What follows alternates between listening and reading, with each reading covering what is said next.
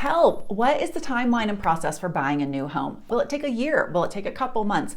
When do I sell my home? When do I talk to a lender? Hey everybody, it's Alyson Wahl with Live South Denver, your real estate strategist and realtor for the South Denver area. Buying a new build home in some ways can be actually easier than buying an existing home on the market.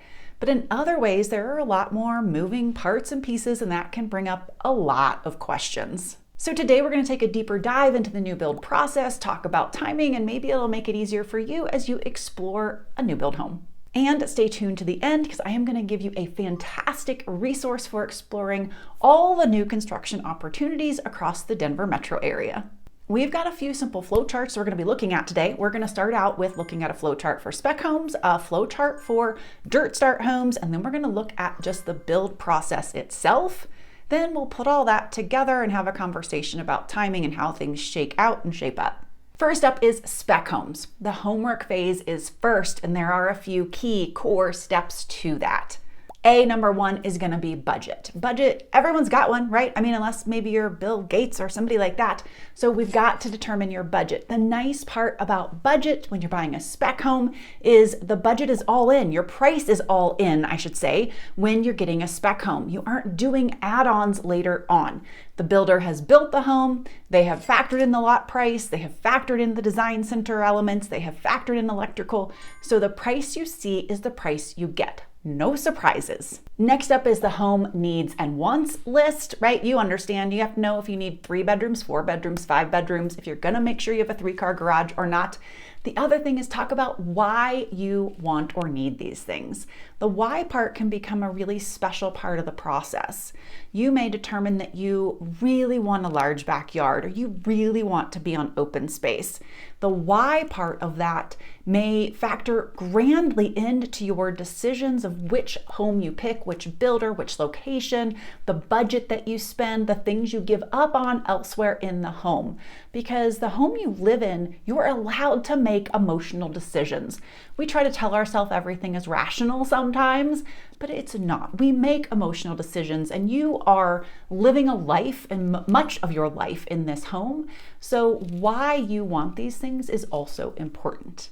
Third is the needs and wants around the location of the home. So part of that is the lot. Part of that is going to be whether you're going to be on a green belt or how large your lot is or if you have to have a view. Also, are you even moving to Denver? I talk to lots of people where Denver's just one city out of maybe 2 or 3 they're looking at. What part of Denver do you want to be in? Are you considering Fort Collins? Are you considering Colorado Springs? Do you want to be on the west edge over in Littleton? Are you looking at South Denver?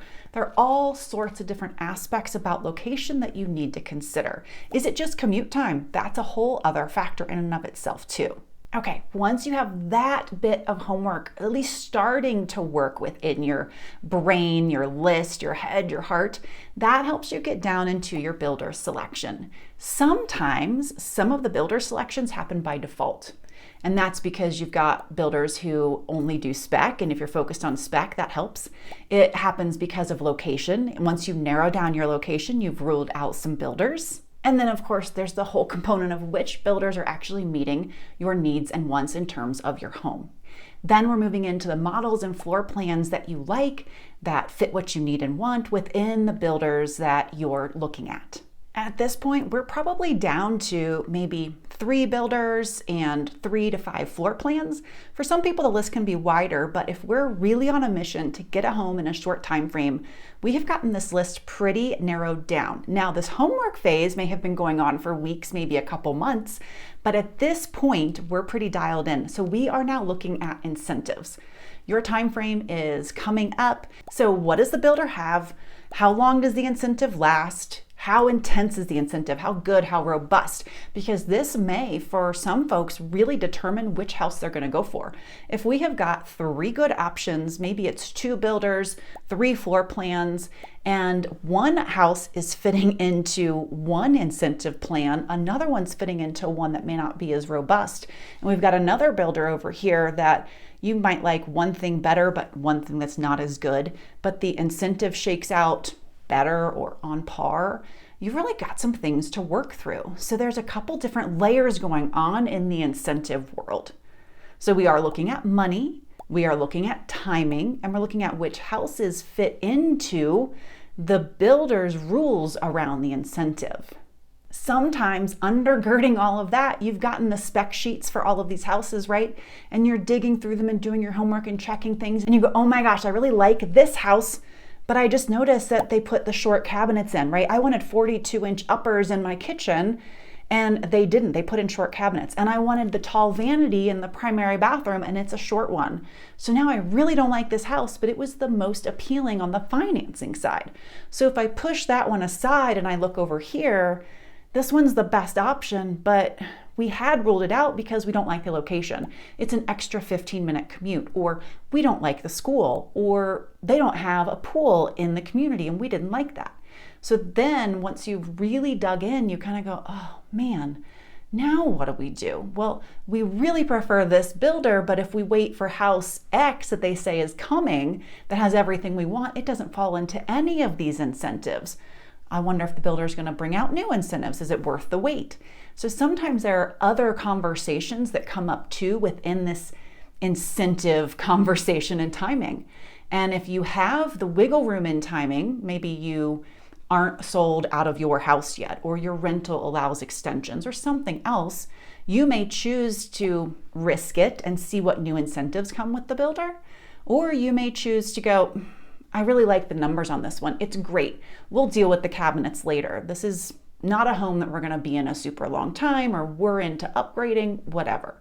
So know that there are layers and layers of conversation around this that happen for most people. Okay, once we get to where we are narrowed down, we don't have to decide on the home, but we're really close, that's when pre-approvals happen. I don't suggest it before that, but once we're in that conversation with 1, 2, maybe 3 builders that are really strong options, then we're talking to pre-approvals with these lenders, because you've got to give them numbers and information to really understand how the incentive is going to play out for you. So that conversation around incentives, you can crunch some rough numbers on your own, especially if someone in the family is math-minded. But if you want to understand how the incentive is going to play out on closing costs, if they're doing an incentive that's not fixed rate, if it's variable, if there are other factors, then you need to start delivering overall the information over to their lender and then saying, hey, give me a good estimate of what this looks like in reality. And you don't get dinged for each credit pull to them. You get dinged once, so it's worth it to just kind of do them all in one fell swoop and start getting nitty-gritty on the details. From there, you're generally choosing your home. At that point, once you feel really good about what you've got in front of you, you take the best option, and then we go forward and make an offer on a home. Hopefully we aren't having to take this at list price. We get to make an offer. You go to contract on an agreed upon contract price, deliver your earnest money, and then move forward with the remaining phases of the build project. All right, let's set that one aside for a moment and go into the flow chart for a customized build, AKA a dirt start home. Your homework starts the very same way when you're looking to build a customized home, a dirt start home. First up is budget. The thing to know here is you absolutely are not looking at an all-in price when you're checking out the builder's websites and they say, home starts at $899, home starts at $767. Anticipate adding on a substantial amount of money from there. Now, on the low end, I would say you're looking at 6 figures, $100,000.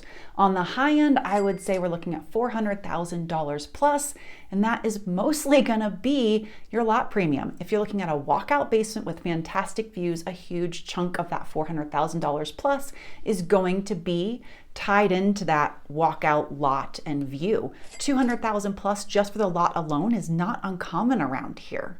Now, a common number for upgrades, this is not average, just what I see is a common number would be somewhere in the 175 range right now. With a dirt start build, doing the home needs and wants is a huge project.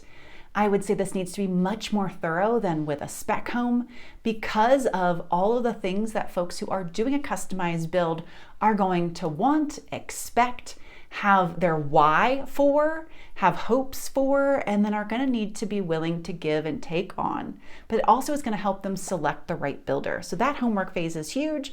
And then the needs and wants on location. Again, that comes back to how are you going to manage that inside your budget? Where do you want to live? Understanding how the builder is going to be able to perform on that because of the views component. Are you going to be here in Denver? What part of Denver? How far is your drive time going to be? Drive time to what? Are you retired? Are you working? Where are you going to be working? How close do you want to be to certain things? There's a lot that goes into that. From there, you will filter into your builder selection. Automatically, you're going to have a lower number of builders to choose from because so few builders are doing customized builds anymore. Then we're moving right into the model you want, the floor plan you want. Are you only looking at single level? Are we looking at homes that could be 2-story but have a primary on the main level? Do we only want 2-story homes? Do we only want builders that are going to offer a finished basement? I didn't even talk about this because there are builders who do customized homes but do not finish the basement. And I have a lot of clients who say, I absolutely want the basement finished. I don't want to have to finish it later. Well, that will narrow down your builder selection even further. Now, I will say it's nice to have the builder finish the basement, but you generally only get one option from them.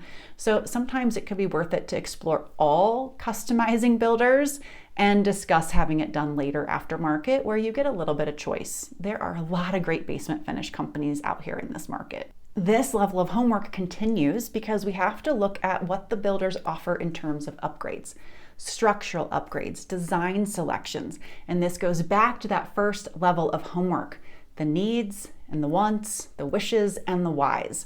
Because not every builder offers the same options. Not every builder offers the same level of customization and personalization.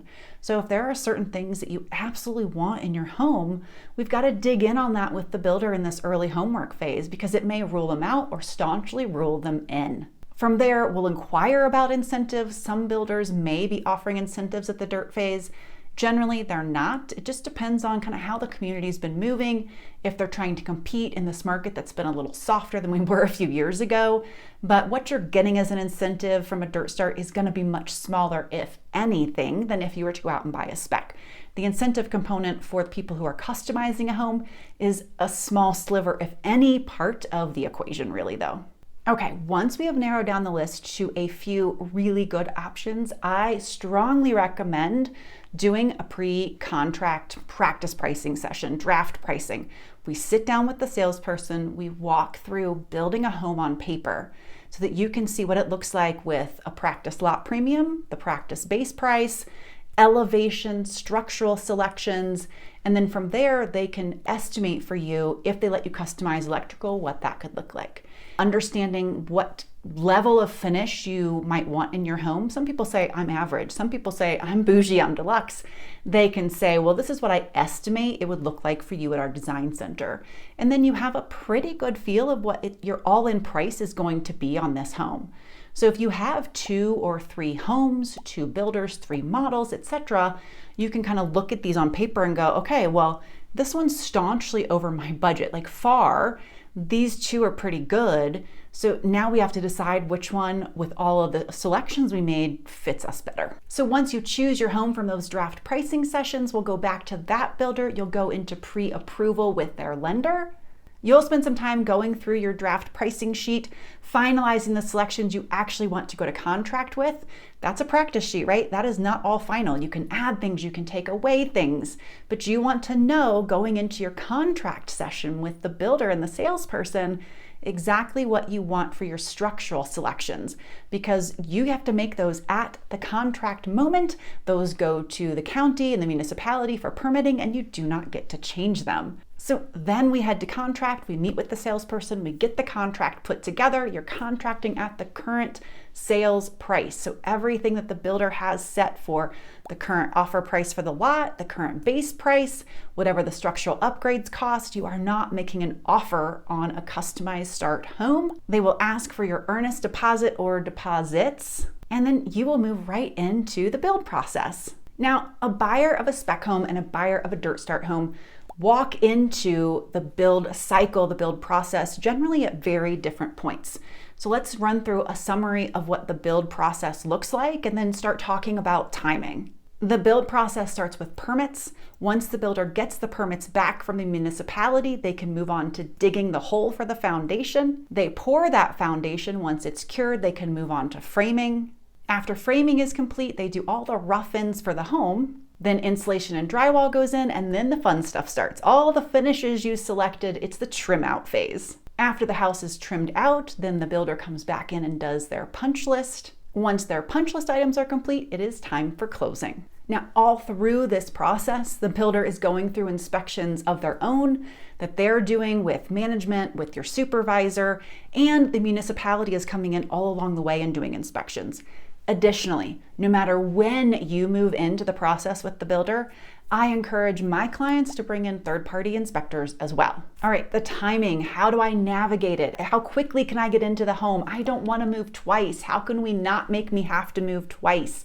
There's so many questions around the timing with the new construction home. Now, I wish I could snap my fingers and make it so that everybody could buy a home, stay where they are, have the builder finish everything perfectly on time, and you only had to move once. I can't. Even when I built, we moved twice, I think every time, but certainly the last time. It's just not that easy to make it work the way we wish. And the builder has the right to close when they want. Their contract to build a home is 2 years. Then there's a clause for acts of God, war, all sorts of other things to extend it out. And they can generally build a home in 9 to 12 months. So for them to have twice the amount of time to build a home means they've got a lot of runway and wiggle room to get this house done. Now, if you're coming in, dirt start, expect 12 months. There are builders that do it in less time, but generally, since there are so few builders anymore that are doing customized builds, generally those builders are 12-month build cycles. If you're buying a spec home, you can enter this builder's flowchart anywhere. It's possible to even enter it at the end of the permit cycle. They can have the home in permit and then post it as a spec. They generally don't, but they could. So you could be coming out just as they're about to dig the hole for foundation, and you have got all of this time left to wait for your build. Now, I would say most of the time we're seeing a home minimum at foundation. Often we're close to drywall phase when they start to market these homes. But your timing is going to vary drastically. But here are some samples. If you bought a spec home at foundation with D.R. Horton, you're probably about 5 months out until finish. But if you bought a spec home with Toll Brothers at foundation, you're most likely about 9 months out until finish. If you buy a spec home at the drywall phase, figure about 2.5 months until closing. And if you buy a spec home that is completely done, waiting for a buyer to choose it and to move in, if you have a loan, it's still gonna be 30 days until you can move in generally. The builder's lender generally doesn't move any faster than 30 days on a loan. And so it's gonna take that full cycle for you to get through the process, get to closing, and that 30 days is gonna be pretty busy. The loan process with builders is not easiest or smoothest, though I don't think it generally is with any lender. And they are going to expect you to come out for your meetings leading up to closing. So if you're buying remotely or you popped into town but you haven't moved here yet, they're going to want you to come back for your walkthrough, come back for your closing walkthrough, be present for closing. Many of the builders do not like you to do a remote closing, so there's a lot of travel back and forth when you're getting into this finish phase for a house. A couple more key points I want to share around timing. Spec homes and offers. While we often think of a spec home as anything that you can't change inside, right? You can't go in once the builder started the home and you can't change your cabinet colors, you can't change an office into a bedroom, you can't make changes, so it's a spec. Well, the builders don't really see it the same way when it comes to a buyer making an offer on it. They look at a spec home as an opportunity for a buyer to cut time off the process. They know that their designers have generally made a home that's incredibly palatable, it's easy to sell, and you as a buyer are going to save time because they aren't usually marketing it before the permit phase is done. Permit phase is about 3 months, we've shaved some time off there. And so they look at it like, hey, we're doing you a favor, okay? Well, a buyer says, I can't customize it. I can't choose exactly what I want. I didn't get the 8-foot doors. I didn't get the color floor I wanted. I didn't get to get the hardware, the handles, the whatever, okay? So you as a buyer are thinking, it's spec, I want a deal. It's spec, I want to make an offer. The builder doesn't care. until you're 30, maybe 60 days out before closing, or the house is done, or they need to have a contract written in the quarter that's about to finish, they are not highly motivated. Okay. So when you see a house in the MLS, it's available, but it's spec, but it's a 4-month time out until it's done, don't think big deal coming my way. And that's just really important to understand, because if you're looking to spec to save money, you really need to look at the ones that are close to their finish time frame. The other thing I want to talk about is contingency. I get a lot of questions around, will the builder take my contingent offer? So if we go ask the builder, hey, are you taking contingencies? Almost every time they'll say yes. What that means to you is, hey, I'm contingent as a buyer. My house still needs to sell. I haven't even put it on the market yet, maybe. Will you entertain the offer I want to give you, or entertain even my contract on a dirt start home? They're going to go, yeah, we will. Not a problem. Get through the pre-approval, talk to the lender. If they say you're qualified once your home sells, we will accept your contract. But what it does not mean is that in that contract, they're going to say, dear buyer, if your home fails to sell, we're going to give you back your earnest deposit. It does not mean that. Now, in the other side of real estate, on existing homes, when you put a contingency in on the sale of your home, it does mean that. It does mean you're going to get your earnest money back if something happens on the sale of your home by that contingent date, not with the builder. So I want you to really be clear on that. The builder's just saying, you know, the market's slow enough that we're willing to tie up this house for you. But if you don't get things going, or you're not willing to slice the price on your house when push comes to shove on the closing date, it's fine. We'll keep the house and your earnest money and go remarket it. Okay, I have a little story. It's a word of caution. Twice in the last week, I have had folks reach out to me to say, hey, Alyson, we would love for you to work with us. We are looking at a new build home, and it would be great if you could help us through this process. Then they tell me about how they're on the wait list, the priority list with this builder, and they already know which house they want. They know all the things. And that means they're too far into the process for me to step in. The builder has talked to them. They're on a wait list. They're on a priority list. And the system with that builder has shut them down as being someone who doesn't have an agent. And I've called the builder and I've talked to the builder. And I work really closely with so many of the builders here, and they know me and I have a good relationship with them. So if there's a way around it, they're all about it. They're good. They're like, I can't. I know you. I like you. I would be happy to. The system says I can't because they've talked to us so many times without an agent, without representation. And once that happens, we can't come back in and say, oh, now they have an agent. So if you want anyone, any agent, does not have to be me, to represent you in the process of buying a home, early on, you need to figure out who that might be, or just say, I have an agent, because you're then boxed out. And if you want to bring an agent in, you have to pay them. And most people are like, well, that's not in my bandwidth because I've got to have a down payment over here. So that is my sad word of caution. Like I said, it's happened twice this week. Now, moving on to good and fun news. I told you I was going to give you that great resource for finding access to all the new construction communities, homes, builders, all of that. If you don't know this website yet, it is newhomesource.com. You will love it. You should know it. You should use it. And if I can be of any help to you, a resource, you have questions, you want to talk about new construction in Denver, please reach out. You know, I always love to connect, and I will see y'all next week.